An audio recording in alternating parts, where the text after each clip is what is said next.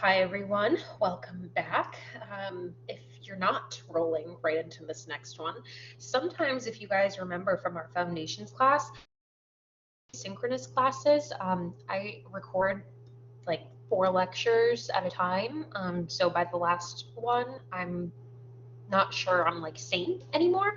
So just bear with me if something doesn't make any sense or if I start to lose my voice halfway through, it's just because I've recorded 3 other lectures prior to this. So I'll give it my best shot.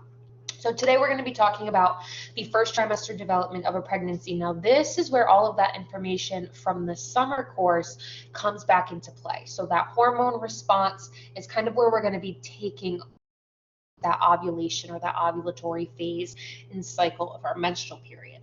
So here we're going to kind of walk through what happens at that ovulation period if our released ovum were to be fertilized. So we're starting kind of at day 14 of our cycle. So we're ovulating, we have our mature follicle releasing an ovum, releasing that egg during ovulation. Now that mature follicle, like we said, is going to kind of collapse and degenerate, and it's going to form into this corpus luteum. Remember that broken water balloon? That's kind of where we're picking up here.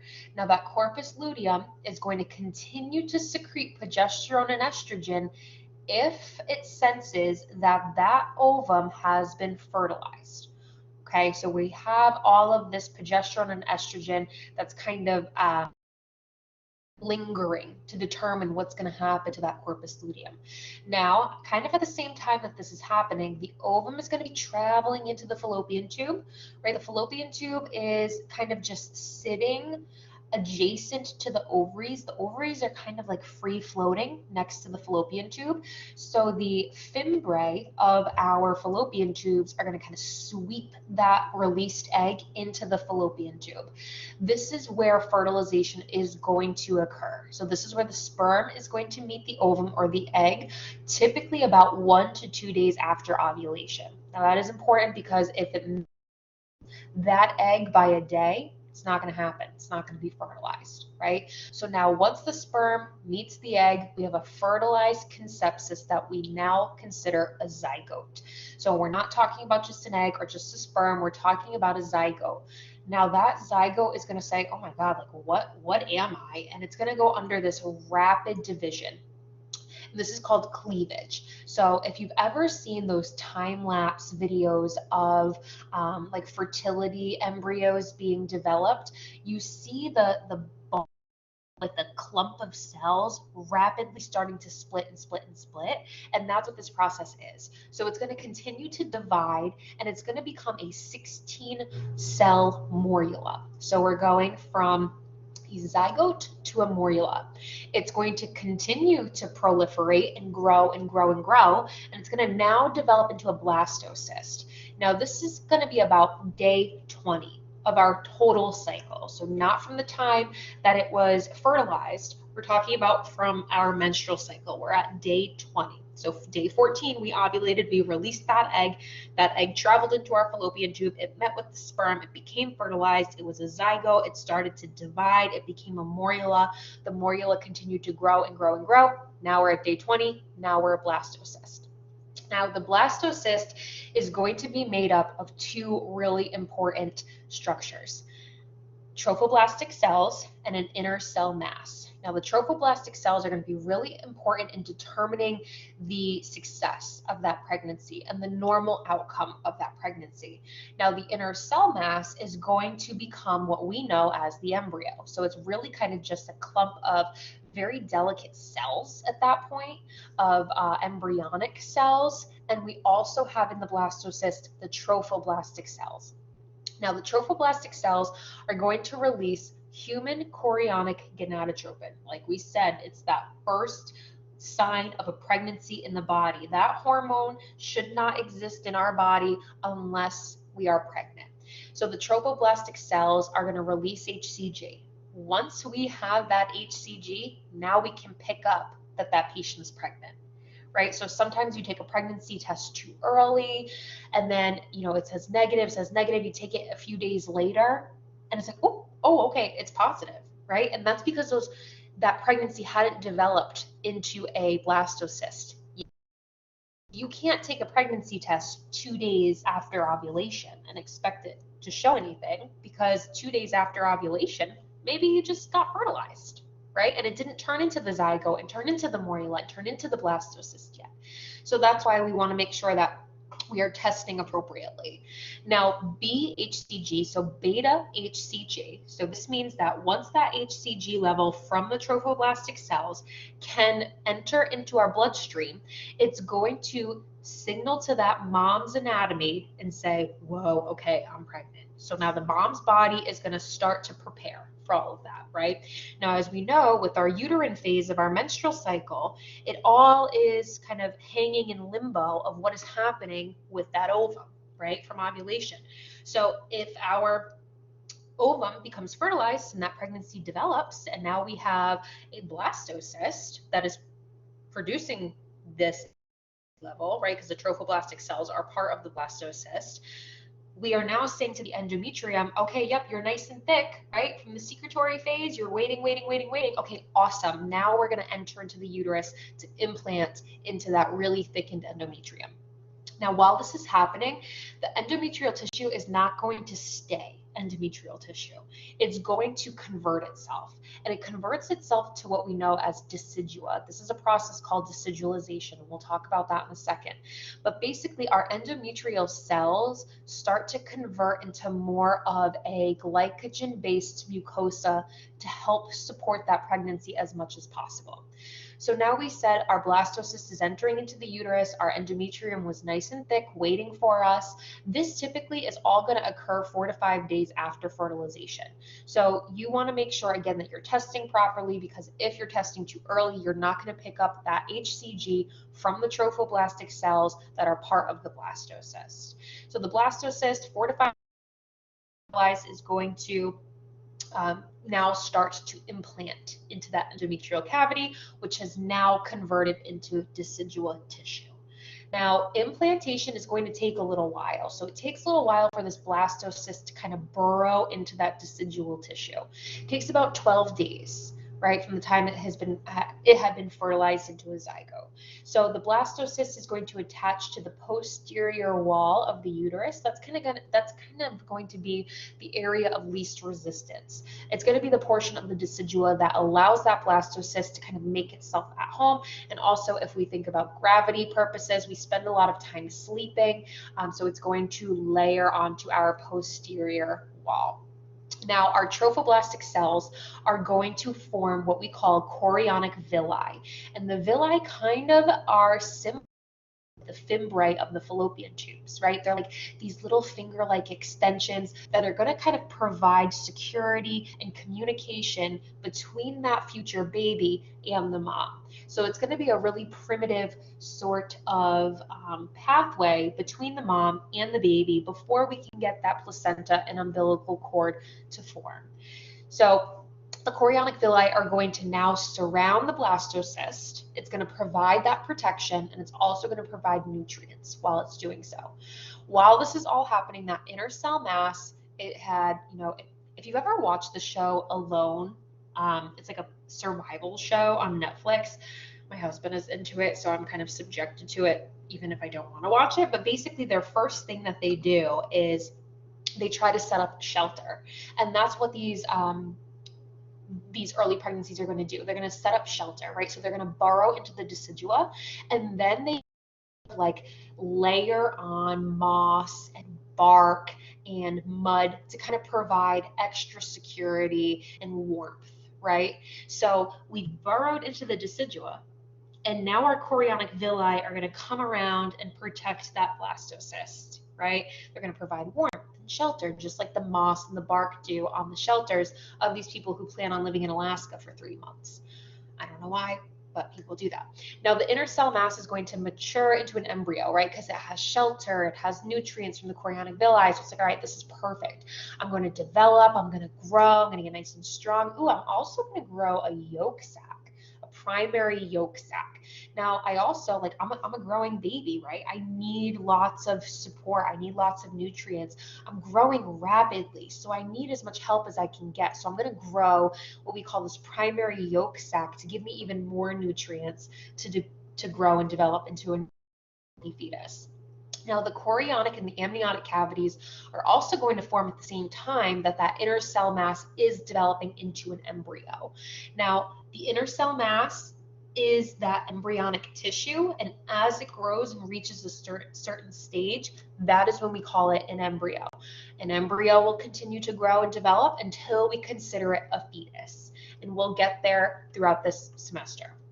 So at the same time that that inner cell mass, that blob of cells, like we said from that blastocyst, they're going to develop into an embryo, and at the same time, our cavities that are going to be the home of this baby, right? It's going to be the sac where this baby grows, are starting to develop as well.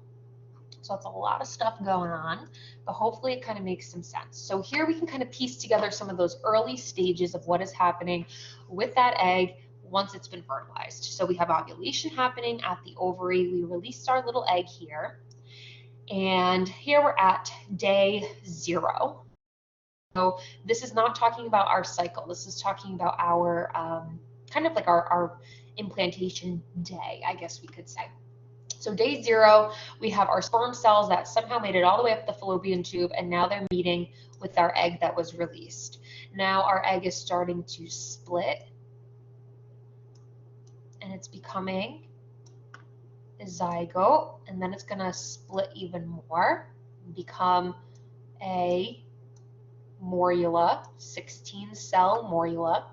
Then that morula develop into a blastocyst, which is made up of that inner cell mass, which will become our baby, and then our trophoblastic cells are all going to hang out in the rest of that blastocyst. And now we're entering into the uterus. So now we're going to start to implant. As we're implanting, that endometrial tissue is turning into decidua, and at the same time that all of this is happening, our chorionic villi are surrounding that implanted blastocyst. It's providing protection and nutrients, and we're also growing our amniotic and chorionic cavities. So decidua is said that endometrial tissue is going to turn into decidua. This can only happen with the presence of HCG. So this doesn't happen randomly. This doesn't happen sporadically. It's only when our body picks up those HCG levels that the endometrial tissue will start to convert itself. It's made up of more of a sugar-based mucosa, so glycogen-based mucosa that's really going to help to provide nutrients more easily to that growing early pregnancy. Our placenta is the main driving force of nutrients and protection for our babies, but we don't have a placenta in those first few weeks. So in order to keep that baby thriving and growing and healthy, we need all of these other structures to help as much as possible. So our decidual tissue, which was our former endometrium, is going to help provide some of those nutrients. We also have our chorionic villi nutrients. We also will have our yolk sac providing nutrients soon. So let's talk about what happens to that endometrial tissue when it becomes decidua. Similar to our endometrium, we have different layers of decidua. So we have our capsularis, our parietalis, and our basalis. So right where our blastocyst is going to attach, we said it attaches along the posterior aspect of the uterus, but the specific site of where the blastocyst is going to attach is going to be that layer of the basalis. So that's going to be like that innermost layer towards that endometrium or that cavity where that baby is going to grow. This is also going to become the maternal portion of the placenta. So where that baby attaches, where that baby inserts itself is going to be where the placenta grows. So like we said, baby's going to attach to the posterior aspect of the uterus. Where do we expect to see most placentas? Posteriorly, right? But that's not always the case. We can get a pregnancy that sits on the anterior aspect of the uterus. We can get it where it sits all the way up at the fundus, or maybe it's a little bit lower towards the lower uterine segment. We don't really want that, but sometimes those pregnancies can be normal. So it all depends on where that blastocyst is going to attach in terms of where that placenta will form. In terms of the layer where it is attaching, it's always going to be the basalis is going to be that first layer that comes in contact with that blastocyst, regardless of where in the actual uterus it's going to implant itself. Next, we have our parietalis. This is where we're going to see a lot of that hormonal influence, a lot of that HCG influence on the endometrial tissue. So this is kind of like the bulk of what that endometrial tissue used to be. And then our capsularis, this is going to kind of come up and around over that blastocyst. So this is going to be where our chorionic villi come from. The chorionic villi are going to kind of join with this portion of the decidual tissue to kind of give that communication between the mom and the baby, or the blastocyst at that time. All right, so our fetal membranes, we said at the same time that the inner cell mass from the blastocyst is turning into an embryo, we have our amnion and our chorion forming. Now, these are known as our fetal membranes, and these membranes themselves, so the amnion and the chorion are fetal membranes. As they grow, as they expand, they have their own cavities inside of them. So chorionic cavity, amniotic cavity, they're talking about the space inside of those fetal membranes. The fetal membranes are just the amnion and the chorion. Just a little clarification. So now one is going to be located towards the inner aspect and one's going to be on the outside. I don't know why I'm referencing everything as water balloons. You can put a water balloon inside of another water balloon. That is going to be our amnion and our chorion. Now the chorion is going to be the outer balloon, right? So say you take one water balloon, you fill it up a little bit, and then you put another water balloon in it, and then you fill that one up too, right? The outer water balloon is going to be your chorion. The fluid in between your chorion and then your inner water balloon is going to be your chorionic cavity. And then that balloon that you put on the inside is your amnion. And then as you fill that inner balloon, that is the amniotic cavity. Inside of that amniotic cavity, so inside of that water balloon that you put inside of the bigger water balloon, that is where the baby's going to grow. And that's kind of what we care about a little bit more so, because it is so in close contact with the baby. I have no idea if that reference made any sense, but it's the only thing that I can think of right now. So our chorionic cavity, this is going to be the embryonic tissue that's lining the exterior of the sac that the baby's going to grow in. It's going to kind of be in contact, or it's going to invade that decidual tissue. So we're going to be kind of pushing and expanding against that decidual tissue, that former endometrium. We also have two different structures of the chorion that we need to be aware of: our chorionic frondosum and our chorionic lathe. This is more of a registry question. This isn't something that we are really analyzing in the ultrasound world, but our chorionic frondosum is going to be the location on the chorion where implantation has occurred. So kind of like that decidual basalis, that's going to be right where that frondosum of the chorionic cavity is going to be. And then also our chorionic lathe, this is going to face our endometrial cavity as well, but it's going to give us some thin coverage. So kind of everywhere else where the frondosum is not. Our chorion is highly, highly vascular. It's going to be one of the differences between the chorion and the amnion. The amnion is not vascular at all. There are no vessels in our amnion, but our chorion is getting vascular supply from the surrounding vessels of the mom, from the surrounding maternal vessels. So we're going to be very vascular in terms of that outer chorion membrane. Of course, the cavity itself is not vascular, right? Because it's just fluid. So there's no vascularity in fluid, but the membrane itself is going to be vascular. Now, as the baby is very early on, we are very clearly going to see a difference between the amnion and chorion. We can differentiate between the amnion and the chorion very easily in early pregnancy. But as that baby, and as we get more amniotic fluid and everything starts to grow and push and expand, that amnion is going to grow towards the chorion, and they're eventually going to become fused with each other at 16 weeks. So imagine if you're filling up those water balloons, right? And you keep filling the inner water balloon and filling and filling and filling, everything's going to expand and keep going, right? And eventually it's going to be kind of like just in contact with the outer water balloon. And that's going to be the same kind of concept here. So that inner amnion is going to grow as the baby's growing, as we're getting more amniotic fluid, and eventually it's going to fuse with that chorion on the outer aspect. So we kind of talked about what the amnion does. It's inside of the chorionic cavity. It's the inner sac. It's going to enclose the baby in the amniotic fluid. It's also going to have a covering for that future umbilical cord that's going to come from the placenta. And as we said, it is not vascular. So here is a picture of probably about 14 to 16 week old baby, and we can still kind of see our chorion and our amnion membranes. Like we said, our chorion is going to be our outer membrane. We can really see it right here, right? Hyperechoic outer membrane. And then our amnion is the inner sac. So if we look, oh wait, we got this little sac right here, right?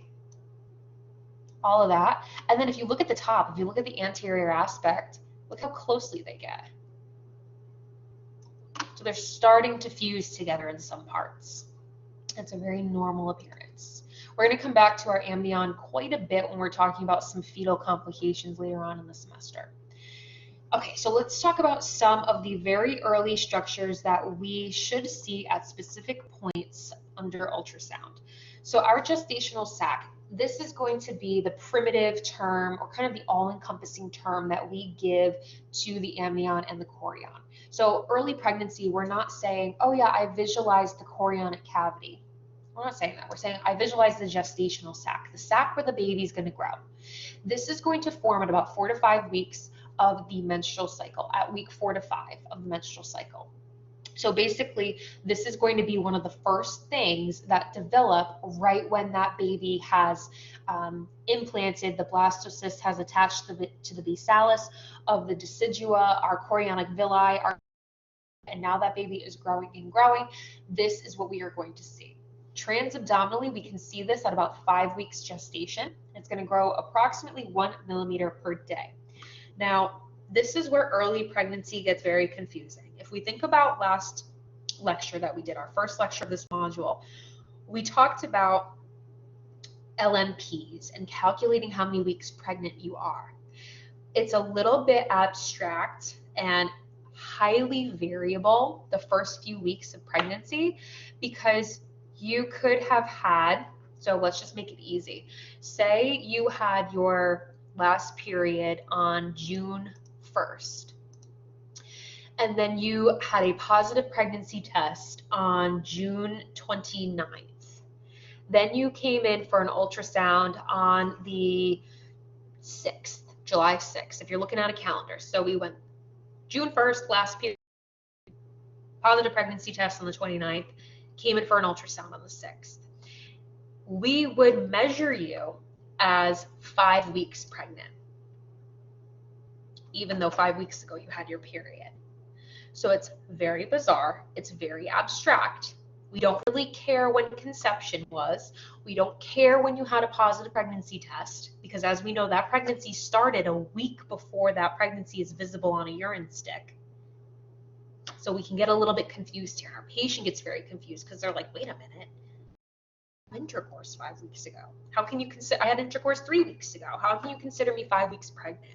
And that's just the high variability of first trimester OB, especially in the world of ultrasound. So 5 weeks gestation, we're going to start to see a gestational sac on ultrasound transabdominally. That is on a very, very thin patient. We are usually not finding a 5-week gestational sac transabdominally ever, but textbook, that's what they'll tell you. We're usually seeing a transabdominal gestational sac at around 6 to 7 weeks. Transvaginally, we can see a gestational sac at 5 weeks because we don't have to fight through any sort of adipose tissue or an underdistended bladder. But transabdominally, 5 weeks gestational sac is the textbook answer. The real world answer is transvaginally at 5 weeks gestation. Now, usually at that time, we're not going to be seeing anything else with it. So if we are seeing just a gestation, we're only getting that sac measuring like 5 weeks at the biggest, we're not going to see an embryo. We're not going to see a fetal pole. We're not going to see a yolk sac. We're not going to see a chorion. We're not going to see an amnion. We're not going to see any of that. We're literally going to see a black circle. It's going to look like a cyst sitting in their endometrium, right? Sometimes women can get endometrial cysts too. So we want to make sure we're getting a good patient clinical history. So on ultrasound, very early, first sign of an intrauterine pregnancy is going to be the gestational sac around 5 weeks. Textbook answer transabdominally, real world answer transvaginally. This is going to look like a round, oval, smooth, anechoic finding. This is going to look literally like a cyst. It's also going to be surrounded by this echogenic ring, and it can be kind of thick, right? Because that's representing the decidua that's happening around it. That's representing how it's invading the decidua and how it's growing into that cavity. Now, depending on the measurements, Our mean sac diameter, so this is something that our machine is going to calculate for us. When we're using a calc package and we hit gestational sac, we're under the first trimester setting on our machine, it's going to calculate the mean sac diameter. This is going to take the length plus width plus height. If our mean sac diameter is greater than 10 millimeters, we should also see a yolk sac, which we'll talk about in a second. If our mean sac diameter is greater than 18 millimeters, we should see an embryo. So say we're getting a mean sac diameter of 22 millimeters and we don't see an embryo. That's going to be a first trimester complication, right? That's going to be a type of abortion. So that is where our measurements are really, really important, even though early pregnancy can be so high. So our yolk sac, like we said in that little pathway of first trimester hormonal development on the second slide of this PowerPoint, we get a primary yolk sac. So you heard me say primary before, but that's not actually what we see on ultrasound. We see the secondary yolk sac. So the primary yolk sac is going to be happening at the same time that that inner cell mass is turning into an embryo, but we don't even see that primary yolk sac on ultrasound. That's going to disappear at about week 4. At that time, when the primary yolk sac disappears, our secondary yolk sac is going to form. And this is what we're going to see for a short period of time on ultrasound for that first trimester evaluation. So the yolk sac is going to attach to the embryo by a yolk stalk, and it's going to detach from the yolk stalk at about 8 weeks.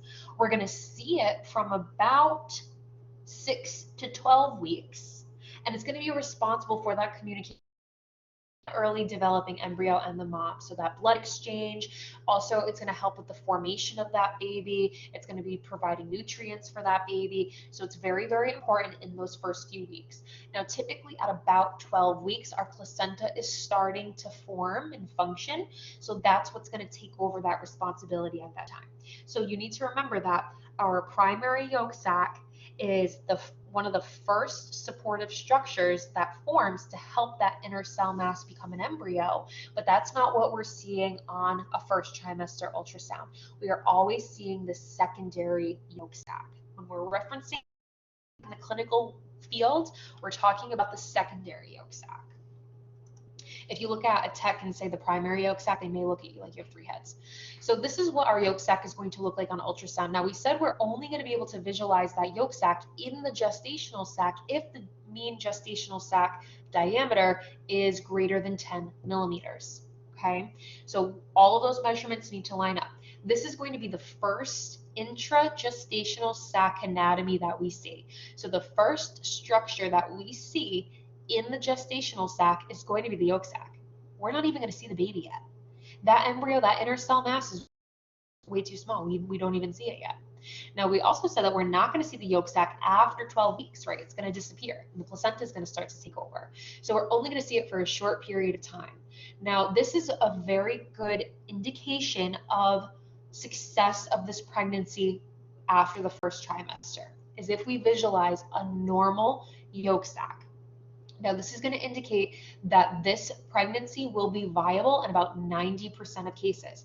This doesn't mean that the baby won't have anything wrong. It just means that a baby will develop if we see that yolk sac. So that's great news. Now, sometimes we can see it as a round circle. Sometimes we can see it as a donut shaped. One of the things we don't want to see it shaped as is a crescent moon. So we want to see it keep its rounded shape. If we start to see any sharp edges to the sac, we're questioning abnormalities or a potential miscarriage. Typically in size, it's going to be 2 to 5 millimeters. And if we see it larger than 5 millimeters, it's going to indicate some sort of abnormality. Also, if it has really thin walls, it's going to be an abnormality. And if we don't see it at all, when we should, in terms of the mean sac diameter, this should say of 10 millimeters, it's going to be suspicious of some sort of miscarriage.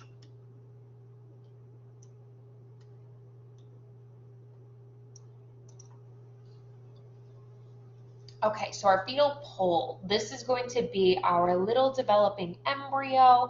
This is something that we are measuring Well, this is going to be our most dependable measurement in terms of first trimester dating. So if we're trying to find out the specifics of how far along this patient is, our crown rump length is going to be our most accurate indication. Typically, we're going to see it when that fetal pole reaches about 2 millimeters in size, and it's going to grow about 2 millimeters per day in that first trimester. It's going to rapidly grow really early on.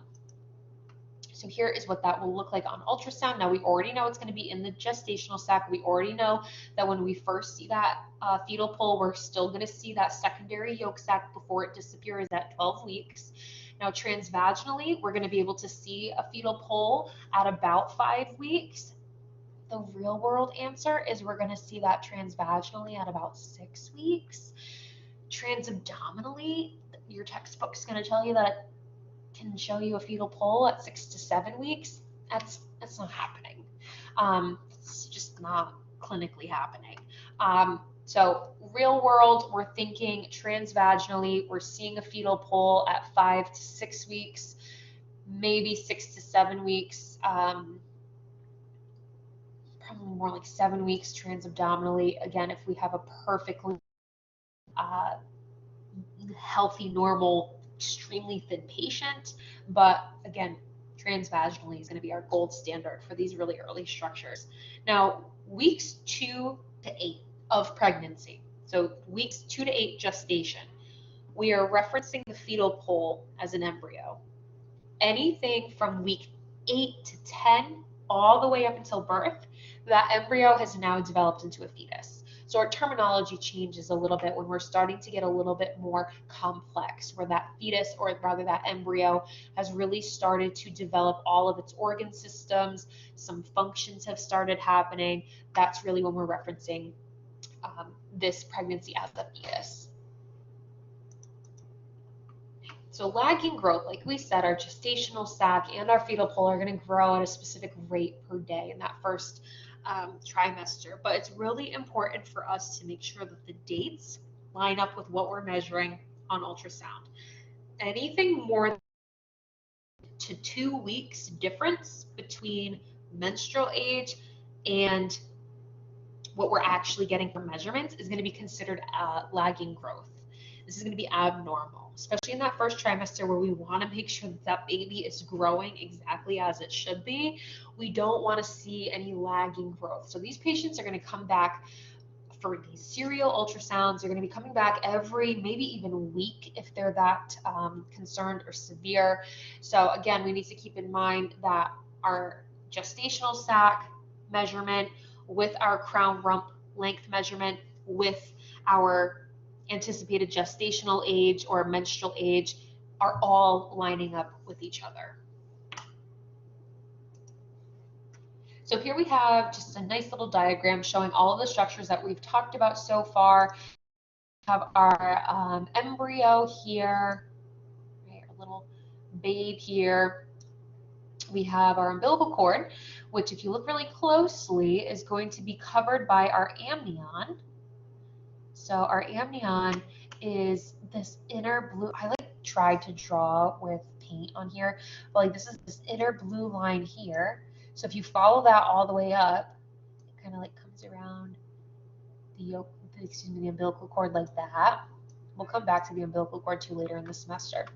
And our amnion is going to sit inside of our chorion, which is going to be this outer blue line right there.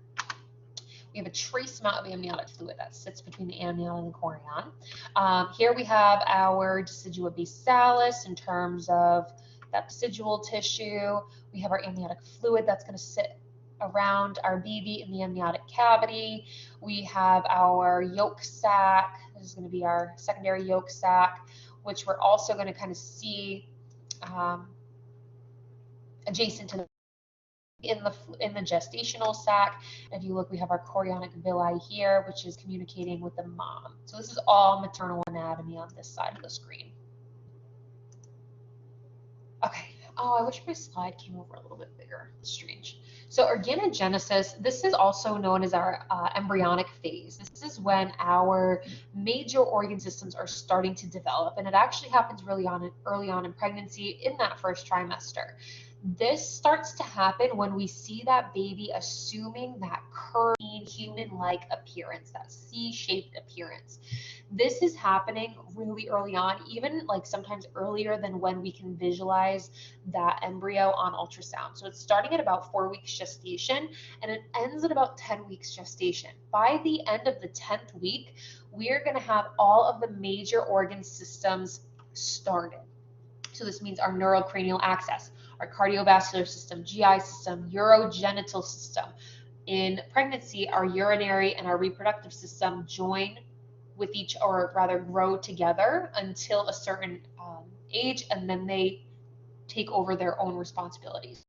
Our skeleton and our muscle system. So this doesn't mean that all of those systems have fully developed. That just means that those systems have developed and split into their own little ballpark. And then as the pregnancy continues on, those systems are going to become more complex, more developed, fully formed. So by 10 weeks, we should have at least all of those categories.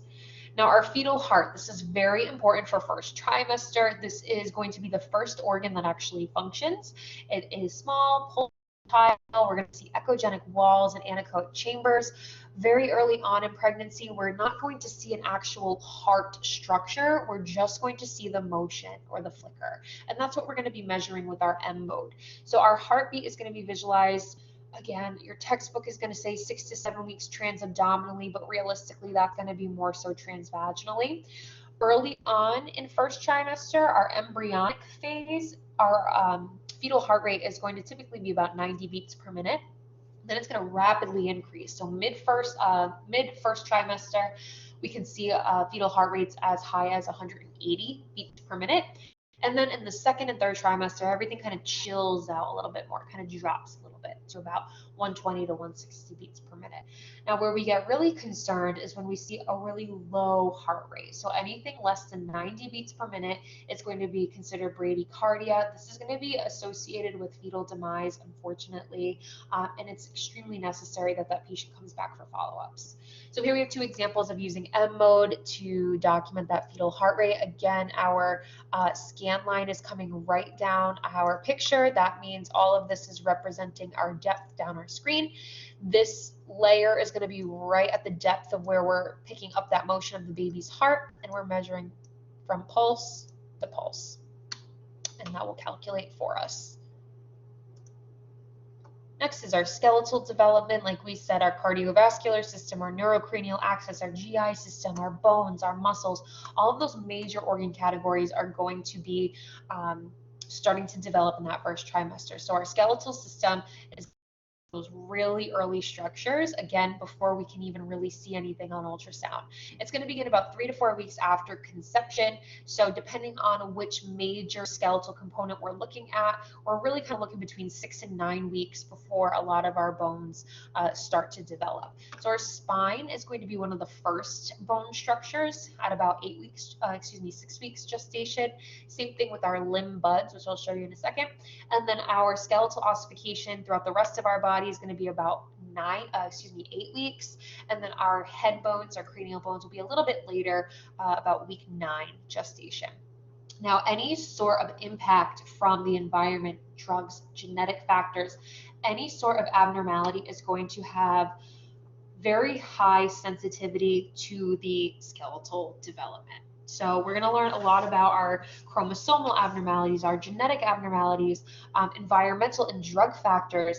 These highly influence the, I guess you could say, bad or poor development of the skeletal system. So we see a lot of skeletal abnormalities with those situations in those patients. So here, if we look at this top picture, it's pretty straightforward. You can see baby's hand, top left, baby's leg and foot, bottom left, foot, bottom right. And then we also see one of the forearm bones, top right. Now the limb buds, this is going to be something that we see really early on. The baby doesn't grow an entire arm or leg like in a day, right? So it kind of starts with these nubs up near our armpits and near our hips, and that's what these are. So these are our upper limb buds and our lower limb buds, like little stubs. Next, we have nuchal translucency. So this is something that even if you do work in a OB facility, you probably will not be performing these. This is something that you have to be highly trained and specialized in. There's actually a different type of certification process to become NT certified. If you do end up working in an OB office, I'm sure that this is something that you would do in the future with your career. But if you're working at women and infants in the main department, this is not something that every tech does there. This is, again, highly specialized, but you do need to know that it exists and what reason it exists for. This is actually something too that a lot of OB physicians aren't necessarily relying on anymore, because you can do genetic testing much more in depth and much more precisely through blood work now. So we're kind of moving away from relying on ultrasound to do these nuchal translucency exams to rule out any genetic abnormalities. But that's what we were doing, back in the day, and we are still doing this in some places. So the nuchal translucency is telling us the maximum thickness of subcutaneous lucency allowed at the posterior fetal neck. So if we look at this picture here, you're probably like, what the heck does that even mean? So posterior fetal neck, so here's their face, right? Here's their head. Here's the back of their head. At the back of their neck, so there's their neck. At their neck, they have this, like, if you look, this anechoic kind of line, right? I'm going to erase that. You're like, what is that? Like, is that abnormal? That is normal to an extent. So it is very normal for first trimester, but we don't want to see it thicker than certain criteria. So depending on the age, depending on the size of that baby, our nuchal thickness, the thickness that we can allow for that anechoic little line at the back of the baby's neck, can only reach a certain diameter. If it is wider than it should be, then that is when we're going to question some sort of chromosomal abnormality, or what we call trisomies as well. So there is specific criteria. The criteria is changing constantly. Typically, you want to be scanning these babies at 11 to 14 weeks gestation. You want their crown rump length to be measuring no greater than 84 millimeters. You also want to make sure that you are coming from the mid-sagittal view. So you are coming in kind of from the side lateral view of the baby. You also want to make sure that they are away from the amniotic membrane, so that you have some amniotic fluid between the baby and the membrane. So that's right here. And that there is no flexion or extension of the baby's head. So you don't want to see the baby's head, like if this is their neck, okay, there's their little belly. You don't want to see their head, their chin down like that, right? Oh my gosh, that's terrible. I am not a Picasso. But you also don't want to see their head extended all the way back either. I'm not even going to attempt to draw those again. It's terrible. You get what I'm saying. Okay, so here's another good example. You have the baby coming, you're viewing the baby from the mid-sagittal plane. You don't have any hyperextension or flexion of the baby's chin and head. You have a little bit of fluid between that posterior neck and the amniotic cavity, and we are measuring that thickness of that lucency behind the baby's neck. It's also important for us to know in the first trimester that biochemistry values are very important. So a lot of women do not know their clinical history, their menstrual history. They could have a history of abnormal cycles and they don't really know how or when or why they got pregnant. So we can rely on blood work to give us more precise information, especially like we said with those miscarriages early on. If we see plateauing or rapidly decreasing HCG levels, well, then we know something is going on, right? So we want to be taking blood samples to get these biochem values at specific ranges. So maternal quantitative serum HCG, this means that we are taking the mom's blood and we are testing for specific amounts of HCG levels. This is going to be a direct relationship to the pregnancy progression. So a normal, viable, healthy pregnancy, we can expect to see in terms of HCG 3,000, don't ask me, I'm not a chemist, or greater than a sonographic measurement of 45 mean sac diameter at 10 weeks. So that's typically what we want to see in terms of relating to each other with the ultrasound and blood work. If we do not see an embryo on ultrasound with an HCG level of that 3,000 or a mean sac diameter of 45 millimeters, we need to know that that pregnancy is happening somewhere else, right? So if you have that amount of HCG and you also are 10 weeks pregnant, but we don't see anything where we should, we need to look elsewhere.